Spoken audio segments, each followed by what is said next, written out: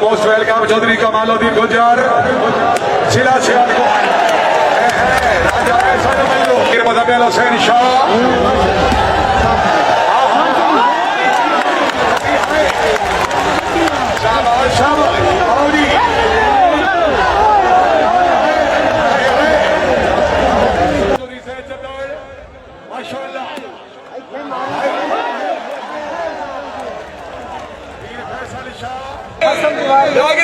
सोने सोने आया बत्ती है भाई जरा बता लूने वास्ते ताली न मारे यार।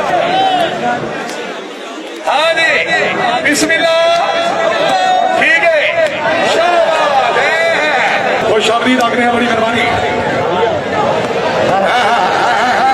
वीर फैसल शाह जिंदाबाद।